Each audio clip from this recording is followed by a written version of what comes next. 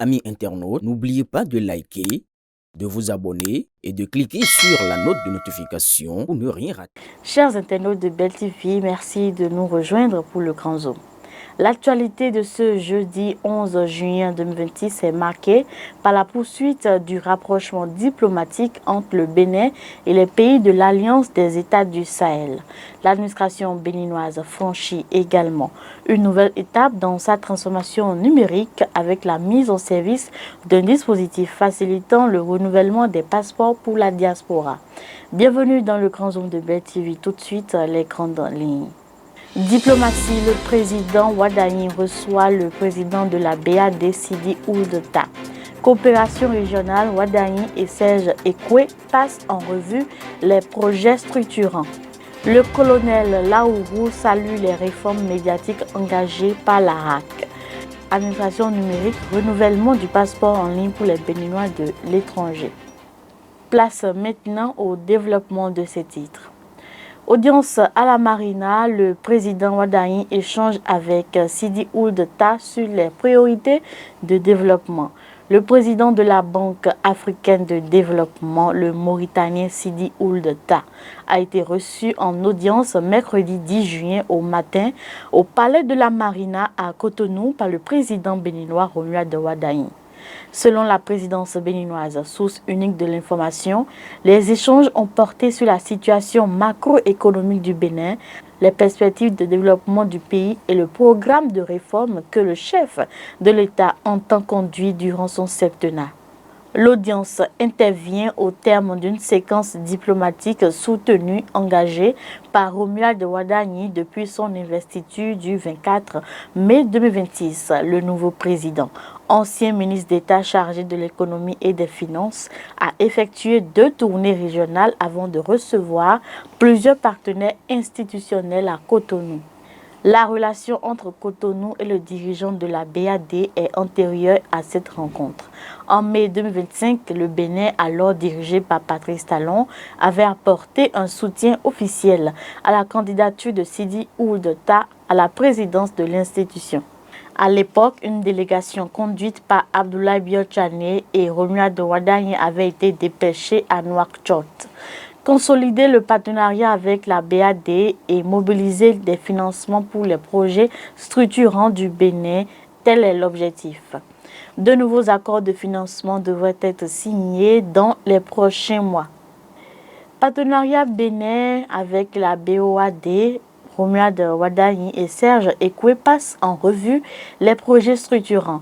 Le président de la République, Romuald Wadagne, a accordé une audience le mercredi 10 juin au palais de la Marina à une délégation de la Banque ouest-africaine de développement conduite par son président Serge Ekwe.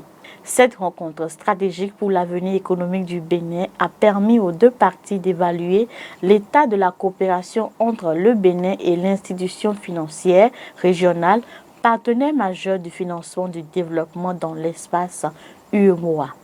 Les échanges ont porté sur les projets soutenus par la BOAD au Bénin ainsi que sur les résultats enregistrés dans le cadre de ce partenariat. Les responsables ont passé en revue les interventions de la banque dans plusieurs secteurs essentiels à la transformation économique du pays et à l'amélioration des conditions de vie des populations. Les deux personnalités ont évoqué le renforcement de cette collaboration pour accompagner les priorités du gouvernement béninois. L'institution a réaffirmé sa volonté de poursuivre son engagement aux côtés du Bénin en favorisant une mobilisation accrue des ressources destinées à soutenir la croissance économique et la réalisation de grands projets nationaux. Audience à la RAC, le colonel Laourou salue les réformes médiatiques engagées.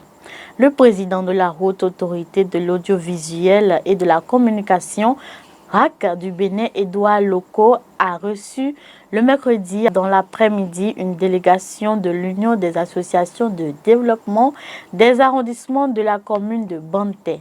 Conduite par le colonel des douanes Marcelin Laourou, cette visite de courtoisie visait à saluer l'action du nouveau président de l'institution de régulation des médias. Le colonel Laourou et sa délégation ont tenu à féliciter personnellement Édouard Loko pour sa récente nomination. Ils ont loué les réformes engagées depuis sa prise de fonction, notamment en matière d'assainissement du paysage médiatique, de renforcement du professionnalisme des journalistes et de rayonnement de la communication publique à travers le pays. Témoignage, je cite, « Nous sommes venus présenter nos félicitations au président de l'ARAC et lui témoigner notre admiration. Depuis qu'il est à la tête de cette grande institution républicaine, nous avons constaté que la communication publique est plus proche de nos populations. » Fin de citation, a confié le colonel Marcelin Laourou. Selon lui, sous la direction des douanes locaux, l'ARAC jouit désormais d'un respect au-delà des frontières béninoises. Édouard Loko a rassuré ses hôtes de sa détermination sans faille à poursuivre sa mission en toute impartialité. Administration numérique, les Béninois de l'étranger peuvent désormais renouveler leur passeport en ligne. Le gouvernement poursuit la modernisation des services administratifs au bénéfice de la diaspora. Le dispositif numérique e-Pass permet désormais aux Béninois vivant à l'étranger de renouveler leur passeport sans déplacement physique. L'ensemble des formalités peut être accompli en environ 30 minutes. La plateforme réduit considérablement les contraintes liées aux rendez-vous, aux déplacements coûteux et aux longues files d'attente dans les consulats. Les demandes peuvent être effectuées depuis n'importe quel pays 24 heures sur 24 et 7 jours sur 7. Les autorités assurent que le traitement des dossiers respecte les exigences administratives et les normes de sécurité les plus strictes. Objectif, rapprocher davantage l'administration des citoyens de la diaspora et améliorer la qualité des services publics. Justice constitutionnelle, la réforme du 17 décembre 2025 redéfinit les pouvoirs de la Cour constitutionnelle. Une réforme majeure adoptée sous le précédent mandat continue de susciter des débats dans les milieux juridiques. La Cour constitutionnelle est désormais appelée à se concentrer principalement sur le contrôle de constitutionnalité des lois et des normes. Les actes individuels émanant des autorités judiciaires ne relèvent plus de sa compétence. Cette évolution marque une rupture avec plusieurs décennies de jurisprudence axée sur la protection directe des droits fondamentaux par la Cour. Les citoyens ne peuvent plus saisir la Cour pour contester certaines décisions judiciaires individuelles, même en cas de violation présumée de leurs droits. Les juridictions ordinaires, tribunaux, cours d'appel, cours suprême devront désormais jouer un rôle accru dans le traitement des violations présumées des droits humains.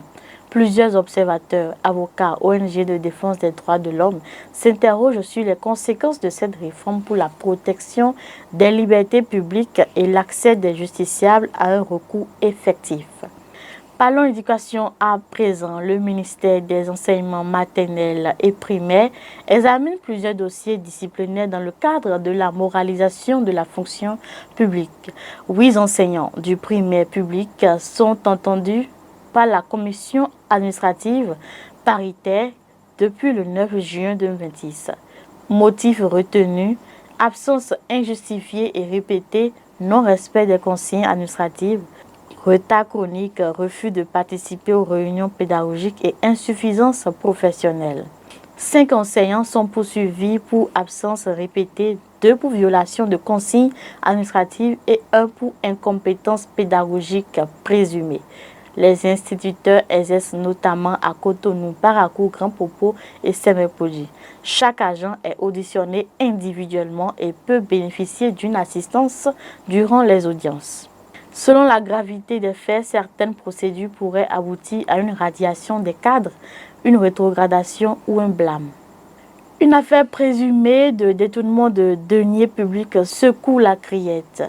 Le comptable du tribunal de première instance de deuxième classe de Ouidah a été arrêté puis présenté à la Cour de répression des infractions économiques et du terrorisme.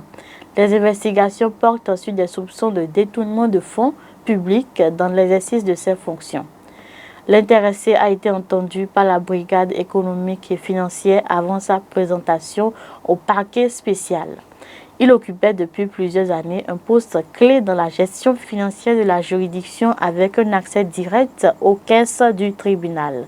À l'issue de son audition, il a été placé sous mandat de dépôt à la maison d'arrêt de Cotonou. Les enquêtes se poursuivent cependant afin d'établir les responsabilités, d'identifier d'éventuels complices et de déterminer l'ampleur exacte des faits reprochés. Justice, la comédienne Aurélie Guézo relaxée au bénéfice du doute. La Criette a rendu sa décision dans une affaire très suivie par l'opinion publique. Aurélie Guézo, comédienne et figure du monde culturel béninois, a été relaxée au bénéfice du doute ce jeudi 11 juin 2026. L'artiste était accusée d'escroquerie présumée via Internet. Un numéro de téléphone enregistré à son nom avait été identifié dans une enquête du Centre national d'investigation numérique. Aurélie Guézo a constamment rejeté les accusations et plaidé non coupable, affirmant que son numéro avait été utilisé à son insu. Son avocat a soutenu qu'aucune preuve matérielle ne démontrait son implication directe dans les faits reprochés et que l'accusation reposait sur de simples présomptions. La juridiction a également ordonné la restitution de la caution versée lors de sa mise en liberté provisoire. L'artiste a quitté le palais de justice libre sous les acclamations de ses proches et de ses fans. La police républicaine démantèle un présumé réseau de voleurs de motos et de bétail à Tchaourou. Les forces de l'ordre enregistrent un nouveau succès dans la lutte contre l'insécurité dans le département du Borgou. 3 individus ont été interpellés par le commissariat de Tchaourou après plusieurs jours de surveillance discrète. L'enquête a été ouverte après l'arrestation d'un suspect surpris en flagrant délit de tentative de vol dans une maison. Les mises en cause seraient impliquées dans des vols de motos, de cabris et de volailles dans plusieurs localités comme Tchaourou, Kika, Tchachou. Le principal suspect aurait reconnu l'existence d'un groupe structuré opérant dans la commune et dans les zones frontalières. 2 motos Bajaj, des pièces détachées, des outils utilisés pour les cambriolages ainsi que des volailles volées ont été retrouvés lors des perquisitions. Les recherches se poursuivent afin d'identifier et d'interpeller les receleurs présumés qui achetaient les biens volés. Côte d'Ivoire, la justice s'empare du dossier des déguerpissements à Abidjan. La polémique autour des démolitions de quartiers précaires se poursuit dans la capitale économique ivoirienne. Des démolitions ont été menées à Vridi, 3 et dans le quartier campement de Koumassi, détruisant plusieurs centaines d'habitations.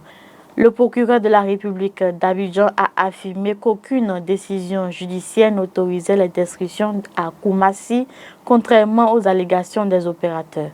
Une procédure pénale a été engagée afin de faire la lumière sur les circonstances de l'opération et d'identifier les responsables. L'initiateur présumé des démolitions, un homme d'affaires, fait désormais l'objet de recherches actives.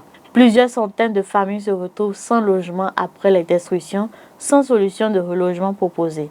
L'affaire relance le débat sur la gestion du foncier urbain, les droits des populations précaires et le respect des procédures légales lors des opérations de déguerpissement.